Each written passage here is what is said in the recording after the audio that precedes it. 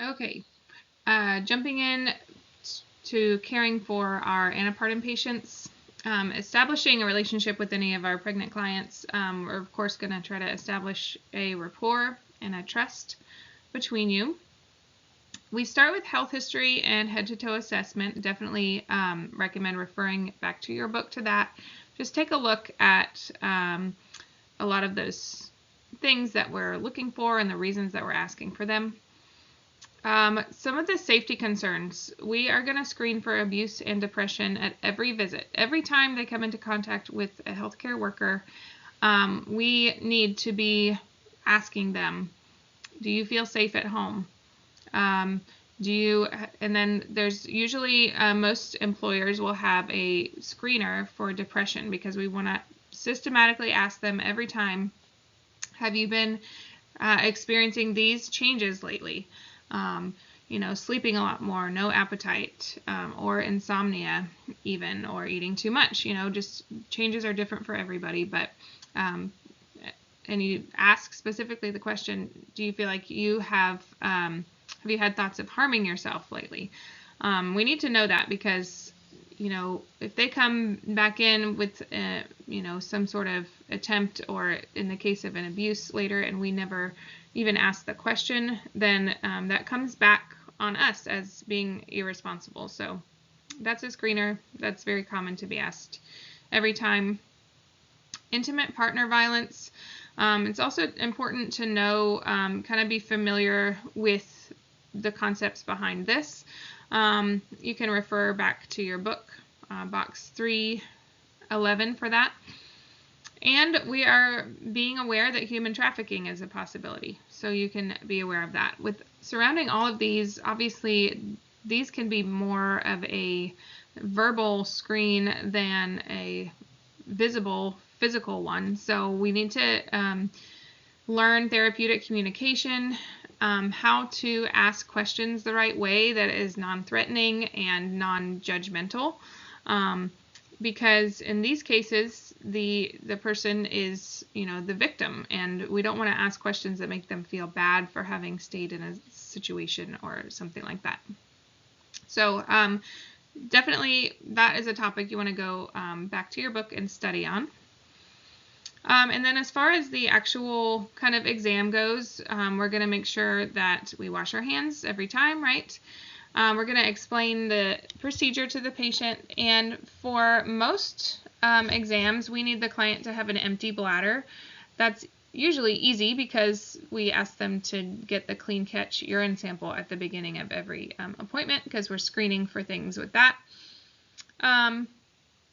We will put her in a lithotomy position for most of the exam, but we want to be careful to avoid supine hypotension, which is where, if she's laying flat on her back, she will compress the vena cava and the aorta, and it will cut off some blood supply. It basically causes her blood pressure to drop.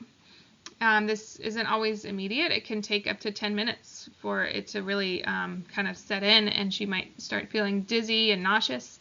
Her blood pressure drops, and that decreases blood supply to the placenta. So we avoid, after 20 weeks, we never want to see a pregnant woman lying flat on her back. We want to tilt her by putting a pillow under one hip or something under usually the right hip, so that she can be tilted to the left side. But we definitely want to avoid that. Then we obviously do our pelvic exams. We're testing for STIs as well, HPV, herpes, and GBS, which is group B strep, which is a very important consideration for vaginal deliveries. Something else to brush up on there. Okay, here are some terms that you will definitely need to know and get familiar with. And, it seems a little difficult at first, but it's pretty easy once you break it down. The two main words are gravida and para. And basically, gravida means pregnancy. So if we're asking what gravida is she, that's how many pregnancies has she had. And that's period. That's if she's currently pregnant. That's if she has had pregnancy losses. That's if she's had successful term deliveries and so forth. Any pregnancy counts as a gravida. The other big term is para. Para means how many deliveries essentially has she had that are greater than 20 weeks. So once you understand those, which para has a little bit of a nuance to it, I'll explain in a minute, but we often ask what are her G's and P's. All right, so if you look at the bottom here and it says G/P, that's sometimes all a provider needs to know, or all we pass on in report or whatever. Most of the time we give the full history, which we'll go into in just a second. But so when we're talking about G's and P's, we're asking how many pregnancies and how many deliveries greater than 20 weeks. All right, so then you have these terms. Nulla gravida would be she's never been pregnant before. Prima gravida would be it's her first pregnancy or she's been pregnant one time. And multigravida, as you can imagine, would be 2 or greater, so more than 1. On the same vein, para, when we're talking about para, prima para would be she has had 1 delivery greater than 20 weeks. Multi would be she's had 2, and nulli would be she's had none. Abortion is a term here that is not what commonly is thought of as abortion. In medical terms, abortion is a spontaneous and or a induced abortion. It could be either one. Spontaneous abortion is miscarriages too. So those encompass both, and it's basically if she's had any pregnancy that has resulted in a loss or induced abortion before 20 weeks, then that would be considered what we call AB. It falls into that category. So every pregnancy counts as a gravida, and then every pregnancy ends in either a para or an AB, essentially. So if it's before 20 weeks, then that's an AB, and if it's after 20 weeks, it's considered a para. Now, gestational age, we have talked about a little bit before, but that is kind of your standard 40-week time frame, as opposed to like the fetal age or embryonic age, which begins at week 2 of gestational age and therefore is only 38 weeks long, because conception happens actually at week 2 of gestational age, because of the way we time it with when our period begins. If that's confusing to you, brush up on it a little bit if you want, or reach out to me and I'll help explain that more. Age of viability is usually around 20 weeks. There's a little bit of a gray area between 20 and 24 weeks. It depends on the situation. So just know that usually age of viability is 20 weeks. Okay, so we've talked about G's and P's, gravida and para, but underneath, at the very bottom line on this slide, is the GTPAL system. Now, this one is usually written out in, it'll say G3, T2, P0, A0, L2. And what that means is gravida 3, term 2, preterm 0, A, abortions 0, and living 2 children. So we're going to talk about more about this on the next slide. But what that essentially did is the para part, it kind of breaks it up into term and preterm for that 5-digit kind of system for reporting. And then you sometimes will see the format right behind that, which will say G3P0001. And what that is essentially saying is exactly what's in the parentheses there. Each of those numbers still stands for TPAL. But they just kind of combine it all to that P, all the numbers behind P represents that. So let's talk about that more on the next slide.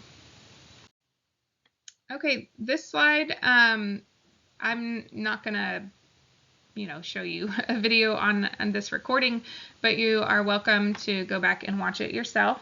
And I'd recommend you do that if you want another kind of explanation of gravida and parity.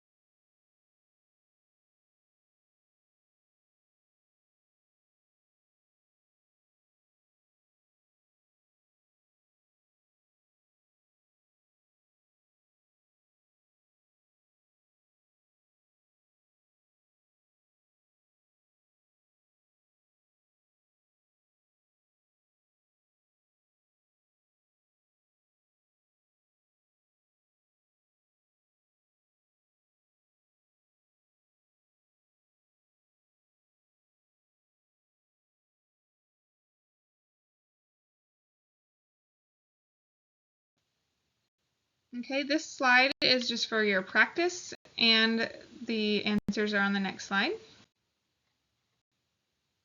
So you definitely recommend practicing these and seeing if you can figure out why the answers are such, and ask for help if you need it. Another practice question here with the answer.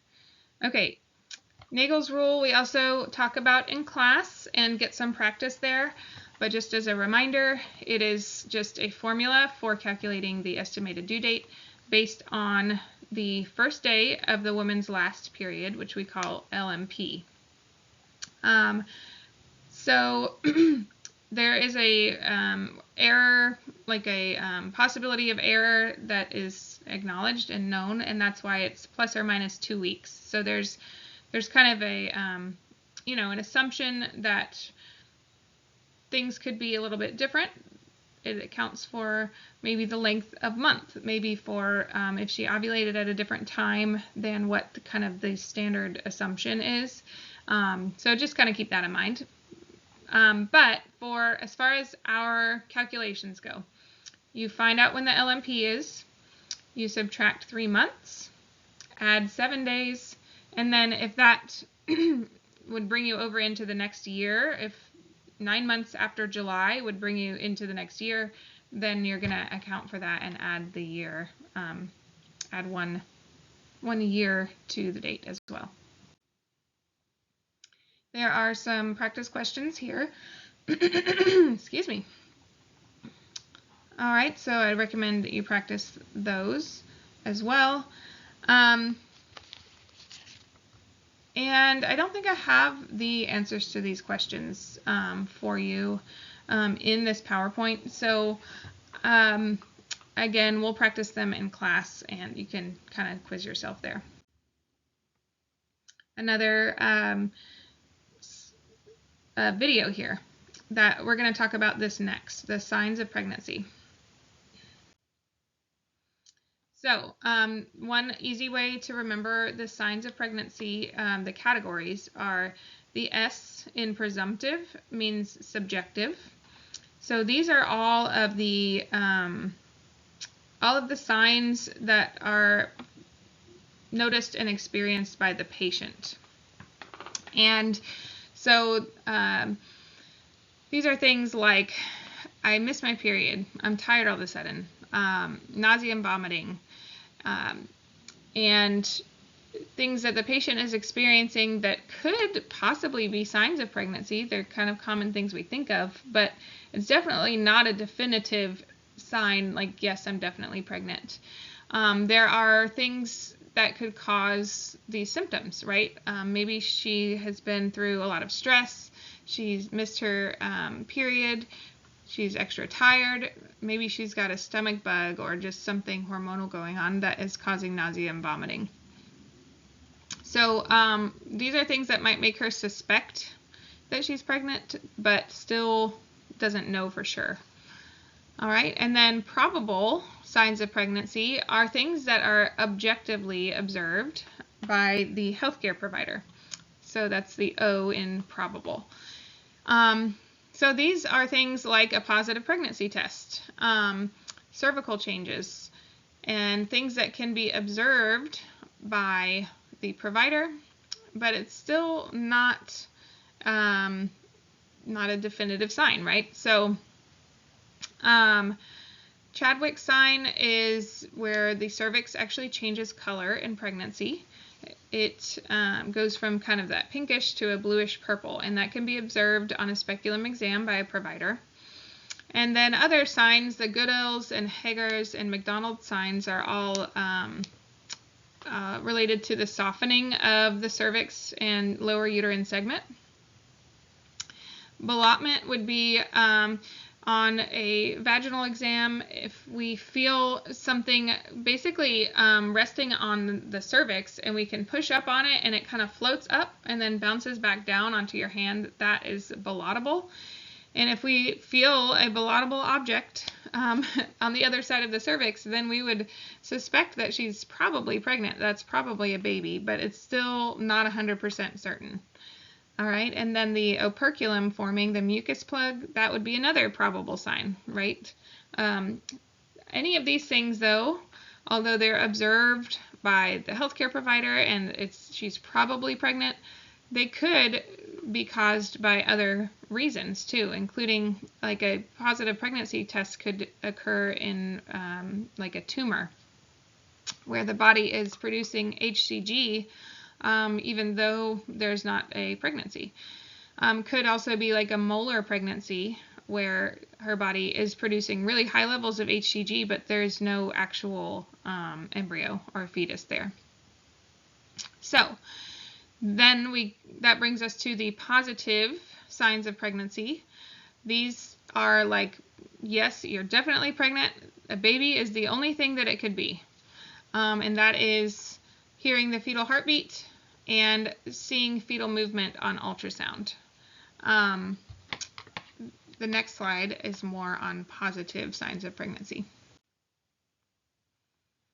Okay, so audible fetal heartbeat, fetal movement if felt by the healthcare provider. So the mom feeling that doesn't count because she might be mistaking it for gas or something else. So it has to be a healthcare provider. And or ultrasound visualization. So they're doing an ultrasound and they physically see the baby on ultrasound. Those are positive signs. She's definitely pregnant with a baby. All right, so here's some practice questions for you. I'll let you do those on your own to rule out what is positive, what is presumptive, what is probable. All right, going back to our initial prenatal interview with our patients, we just kind of browse through each of these. Definitely recommend browsing through your book to pull out the things in here that are really important. We talked about this in the very first slide in this as well. So this is just kind of a reminder to be looking at that. Browse through your book and pull out the important items on each of these topics. All right, as far as how often a pregnant client is recommended to come for her prenatal visits in an uncomplicated pregnancy. So these are not for our high-risk pregnancies here. But up until she's 28 weeks along, then once a month is fine, every 4 weeks. All right, and then 29 to 36 weeks, she would come every 2 to 3 weeks. And then for her last month there, they would want her to come every week to the doctor. And then there are certain kind of milestone laboratory and diagnostic tests that are completed at every visit based on what point she is in her pregnancy. Here are some of those things. So torch screening is done. That is basically screening for all sorts of communicable diseases. So things like STIs, gonorrhea, chlamydia, syphilis, again, torch screening, things like toxoplasmosis. We do every visit usually a urinalysis and things like that as well. RH factor, we definitely want to know the mom's blood type. Because that's going to determine whether she needs RhoGAM. Now, we'll review this a few other times in this term, but just in a nutshell, RhoGAM helps protect future pregnancies that the mom has, because if she's Rh negative and her baby is Rh positive, which we actually don't know until after the baby's born, but we assume that the baby could be Rh positive, she's going to need RhoGAM at 28 weeks because her body could develop antibodies that essentially target future pregnancies if that pregnancy is Rh positive. So those moms could have recurrent pregnancy loss if they don't get RhoGAM. So we do it at 28 weeks and we do it after delivery as well if the baby does turn out to be positive. If the baby's negative, then they don't actually need it at delivery, but we do it at 28 weeks across the board. Okay, maternal serum alpha fetal protein, that is called the AFP or MS-AFP. This is the common screening for Down syndrome and neural tube defects. That is covered on one of our other slides as well. But it's in Down syndrome, your AFP is low, and with neural tube defects, the AFP is high. This is not definitive. That's why it's just kind of a screener, and then they will confirm it with an ultrasound or an amniocentesis. So if it comes back high or low, it's not like the baby definitely has one of those things. It's just kind of raises the flag to do some further investigation. All right, and then we do the glucose tolerance test between 24 and 28 weeks.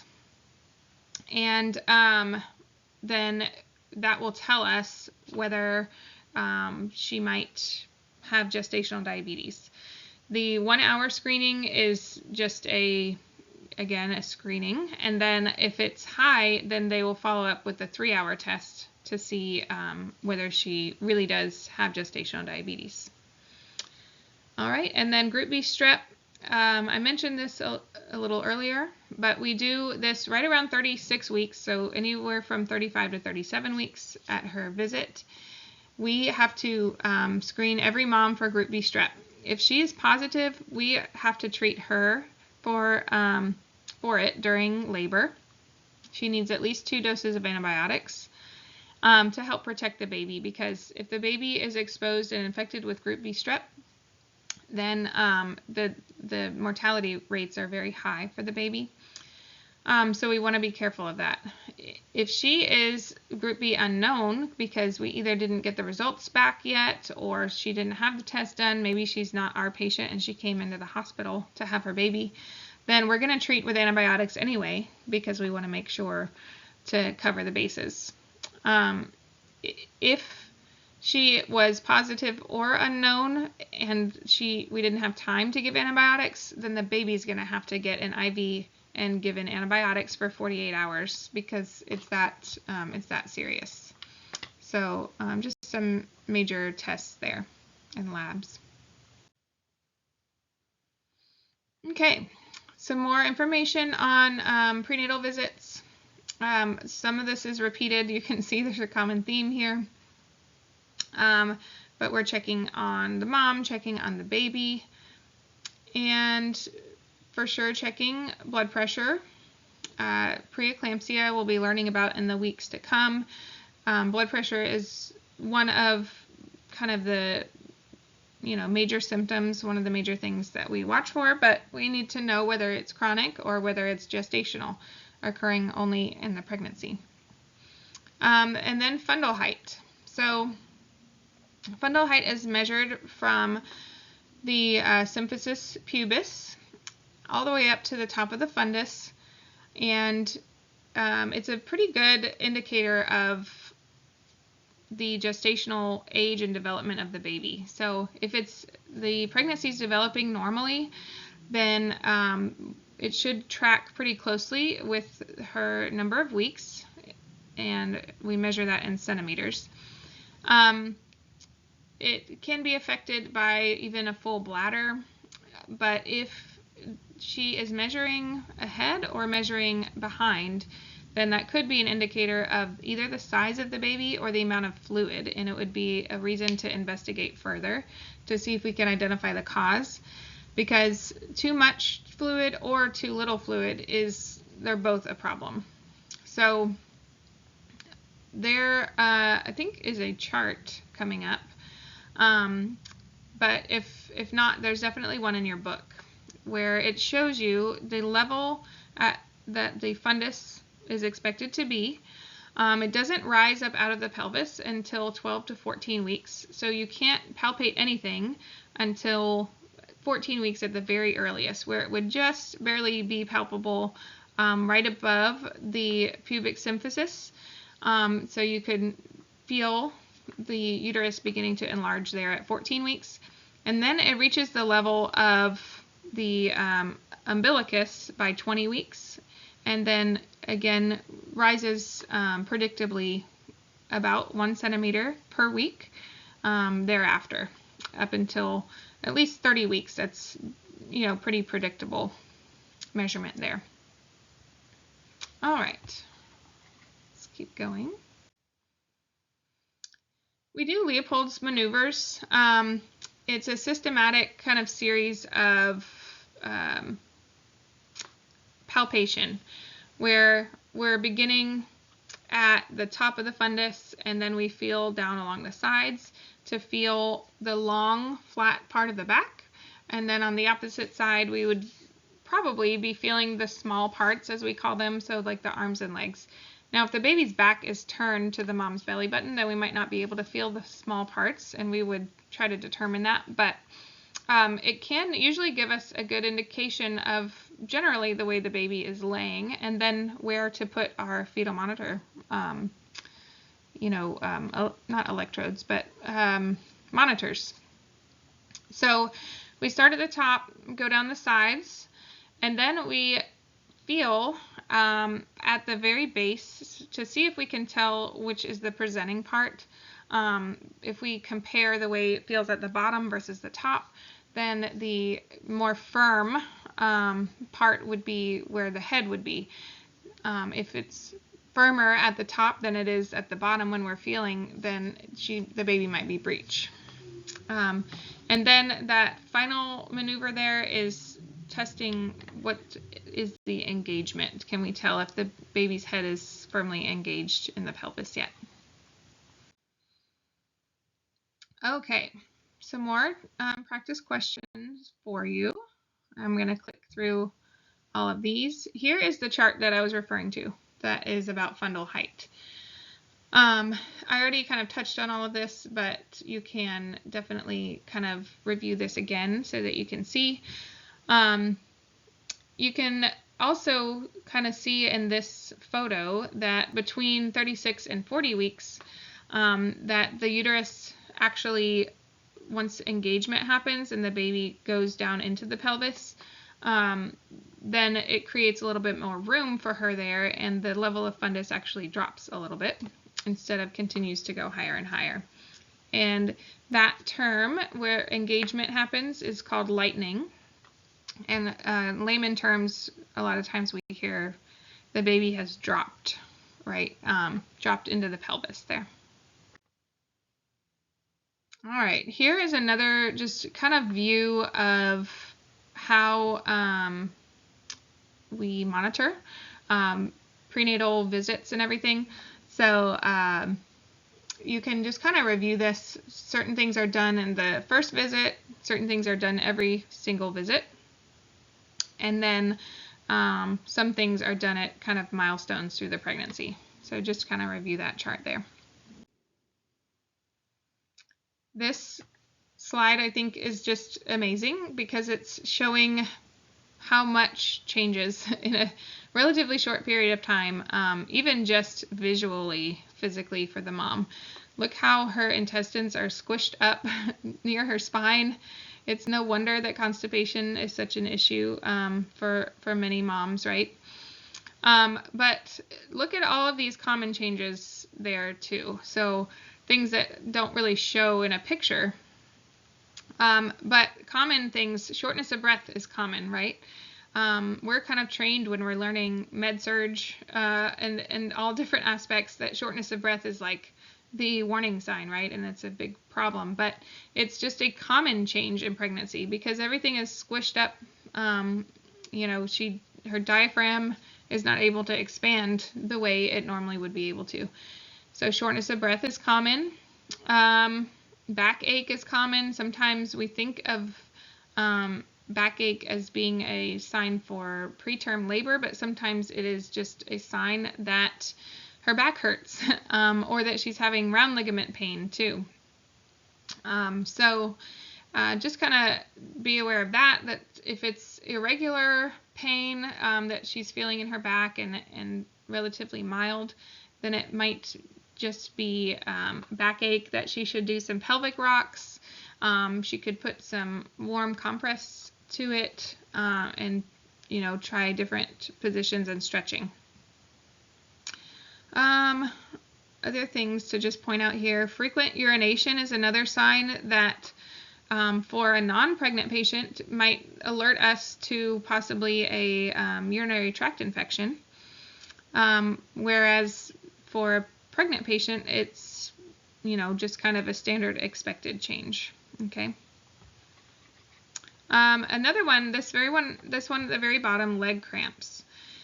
Leg cramps can be common, and we should know how to recommend that she handles them because they can be painful and alarming. So we would recommend that she extend her leg and dorsiflex the foot to kind of stretch it out of there. We don't want her, you know, contracting it further. We want to try to kind of push it the opposite way.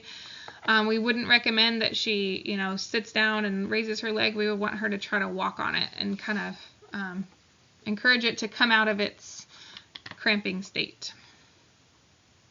Lots of skin changes too. There lots of information in your book about normal changes in a pregnant woman's body that are all good to be familiar with so that you can differentiate things that are common and expected or possibly expected, just likely to happen that isn't a cause for alarm versus things that are cause for alarm. All right, here's just kind of another view. You can see it refer to, in the yellow box there, it says see table 8.3, page 190.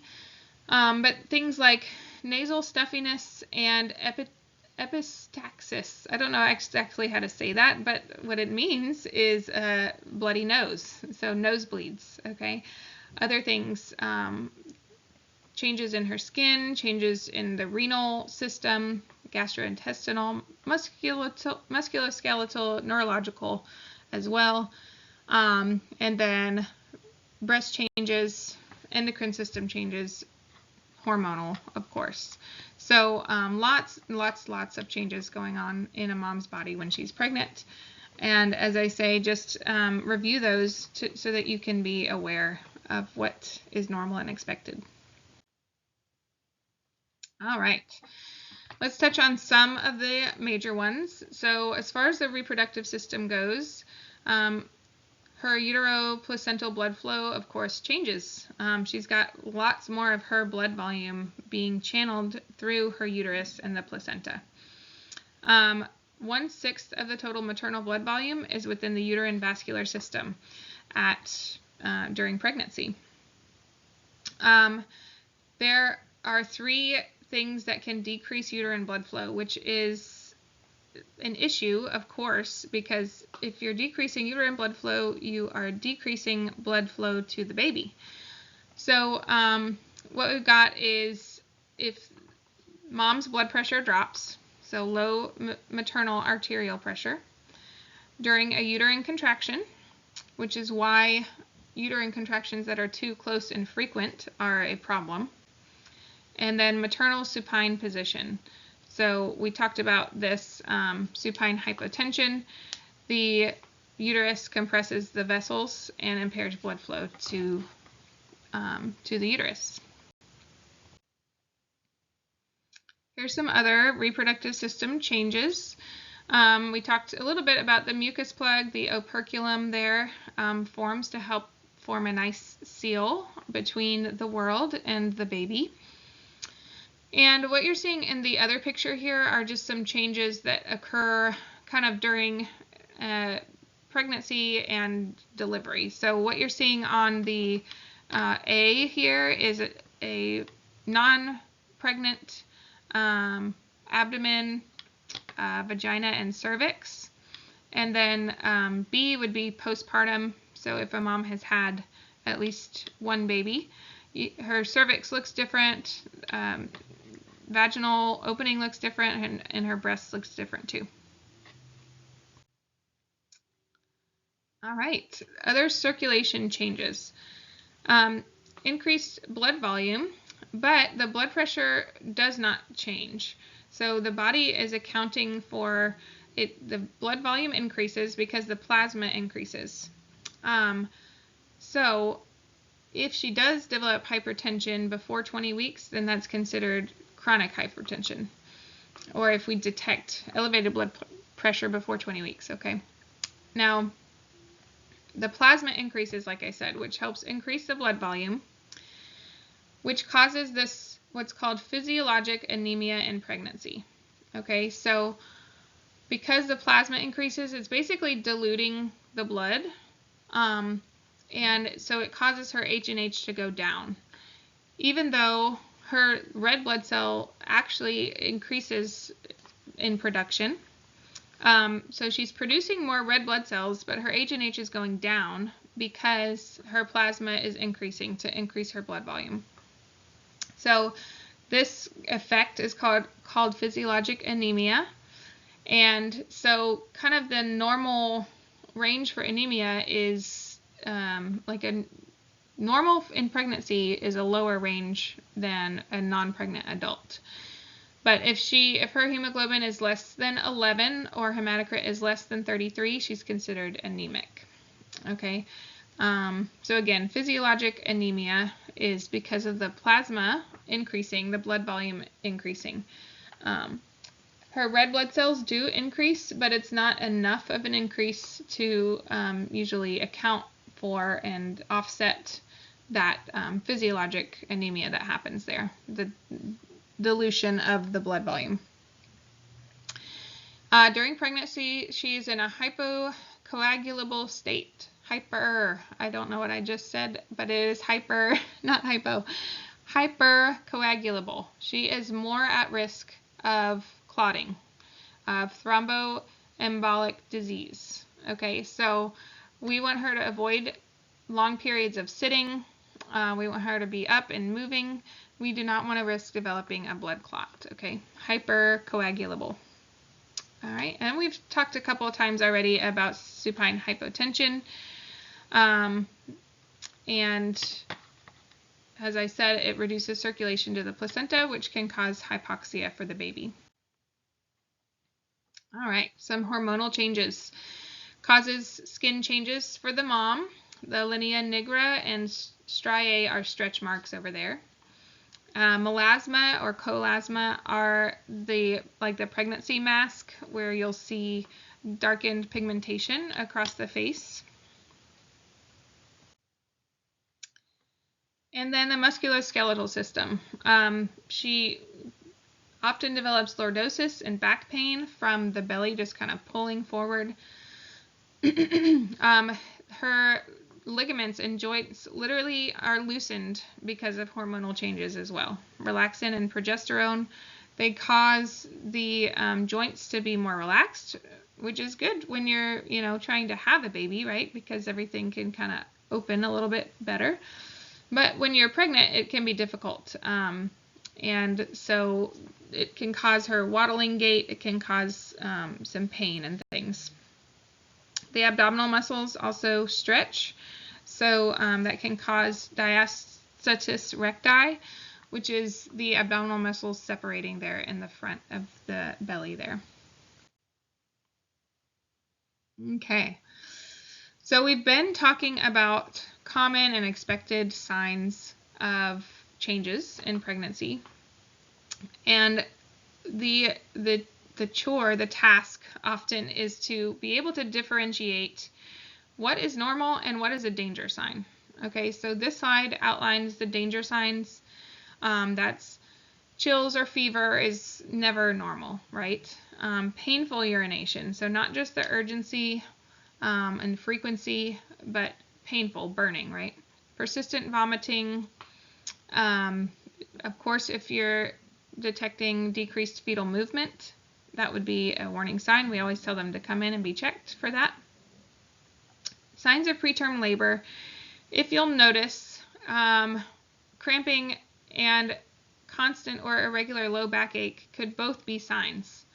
So this one is often difficult to determine. If, a lot of times it just comes down to asking them to come in so we can monitor them. Always, though, if they're greater than 20 weeks, they'll go to labor and delivery. If they're less than 20 weeks, usually they'll be evaluated in the emergency room because the baby's not viable yet. But preterm labor can be very difficult. Oftentimes, low backache for moms around 20 weeks, maybe 16 to, 34 weeks or so, can be just back pain, and it's hard to differentiate between back ache that is contractions and back pain that is just normal back pain. So just kind of be aware of that. Vaginal bleeding is a danger sign, of course. Sometimes spotting can be normal after a vag exam or even after sex because the vasculature is increased there. But any amount of bleeding that is more than just spotting is definitely something that could be a danger sign, as you might expect. If she starts leaking, this one, swelling of fingers, puffiness of face or around the eyes. This one is a sign of possible preeclampsia. So is the continuous pounding headache and visual disturbances like blurred vision, dimness, or spotting in her vision. So all three of those last four there, those are all signs of preeclampsia, and those are severe. She's at risk for a seizure, things that we are watching for and that she needs to be aware of, and y'all need to be aware of to make sure that she knows that those are not normal signs. Like ankles puffing and swelling is normal. Fingers and face swelling is not normal, okay? Mild headache that goes away after taking Tylenol, that is normal. But a continuous pounding, severe headache, some people describe it as like the worst headache they've ever had, that is not normal. Okay, and then visual disturbances too. We actually do have some normal vision changes while we're pregnant. Sometimes our prescription will change a little bit. But if she is seeing spotting in her vision, blurred vision, any, dimness, visual disturbances, that could be a sign of preeclampsia, and we need her to come in and be assessed for that. And then the persistent or severe abdominal pain, that can be a sign of placental abruption, where the placenta is actually beginning to detach from the wall of the uterus. And you can imagine why that would be very dangerous, right, for the baby and the mom, actually, because there's active bleeding happening there. So, yeah, just kind of an overview of the danger signs there.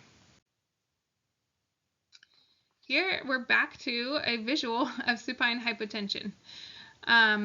We never want mom to lay flat on her back. We always want to have her tilted, again, because it is compressing the major vein, and some of the artery could be back there as well. So we always want to turn her to her side. Usually her left side is kind of what is the standard, testing thing that we like to default to, and at least have a tilt. But especially if she's experiencing this supine hypotension, we want to just turn her all the way over to her left side while she recovers.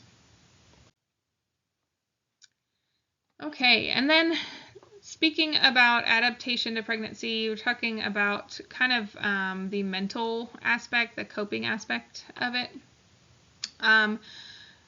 Moms are generally accepting, they're in the process of accepting the pregnancy and beginning to identify with the role of being a mom. They're starting to reorder their personal relationships and beginning an emotional relationship with the baby as well, and preparing for childbirth. Dads, when they're accepting the pregnancy, they go through a little bit more delineated phases in general, where they're announcing and then adjusting and then focusing, beginning to identify with the role of being a dad, and all the rest of those stages are the same as with the mom there. Some of the common responses, psychological responses, are at the beginning, you're either uncertain whether this is good news or not, or ambivalence, maybe if it doesn't feel real yet. So you're pretty much just thinking about yourself often at the beginning. And then by the second trimester, you're beginning to see and even feel the baby. So the baby becomes more the focus. Thinking still about yourself and how it's affecting you, your body image, changes in sexuality. Oftentimes you've heard that the second trimester is kind of like the golden trimester, where you're not feeling terrible most of the time. For most people, any morning sickness and stuff is subsiding, and you're not feeling so big like you are by the third trimester. So second trimester is kind of a nice time, and a lot of times people even feel more, they have increased libido, their sex drive is higher during that time, and so they're kind of feeling rejuvenated sometimes. Sometimes people still don't feel good through their second trimester. Depends on what's going on with them. And then by the third trimester, feeling more vulnerable, increasing dependence on others, and preparing for birth as it's starting to get real by that time. All right. Now, general safety guidelines in pregnancy. Airplane travel is safe until 36 weeks. In the car, we want to always tell them to wear their safety belt. You don't want the safety belt to go across the belly. You want it to go across the hip bones beneath the belly. Okay. And then for pets, there's a risk for toxoplasmosis when caring for cats especially. But also actually like turtles and things, if you have any kind of unusual animals, they can carry toxoplasmosis, and it's not always expressed in adults that are non-pregnant, but your immune system is more susceptible to it when you are pregnant, and also it can affect the baby and the development of the baby, where the adult might not have any symptoms that they can tell. Okay. Walking is the best exercise. Try not to do strenuous exercise where your core temperature is raised for an extended period of time, and where you have a risk of falling. So swimming's really good, walking's really good. All right, intimate partner violence is the rate is actually increased during pregnancy, which kind of blows my mind a little bit, because to me, you would think that, the partner would want to care for that person even more and care for the developing baby. But instead, for some reason, it's escalated. The rate of intimate partner violence is escalated. So we screen all women, like we said. I don't know if it is that, there's something weird psychologically going where the baby is somehow a threat to their relationship, and then, there's more of risk for abuse. But whatever it is, dangerous for the mom and baby. So we're screening women. Again, this is probably the 4th or 5th time I've touched on this, and there's not a lot to lecture on it, but I recommend going back to your book, reviewing the signs and symptoms, review the therapeutic communication. All right, and as far as substances, of course, we are encouraging the mom to avoid smoking, alcohol, and any street drugs. All could be a risk to the baby. All pregnant women are a fall risk. Okay, so we talked before about how our joints are, relaxed. Everything is like very waddly, and we just don't have the sense of balance that we used to when our body was kind of normal. And now we have this big pendulum swinging from the front, and I had a fall myself with one of my pregnancies where I just, in what I thought was a normal motion, was going to swoop and pick up one of my toddlers. And I picked her up, but then it just it carried me, like flung us both kind of because of the weight of my belly.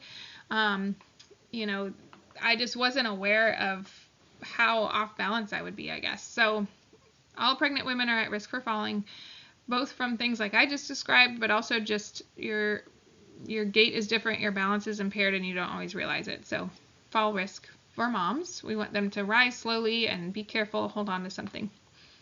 And then the risk for blood clots as well, no prolonged sitting, which we mentioned as well.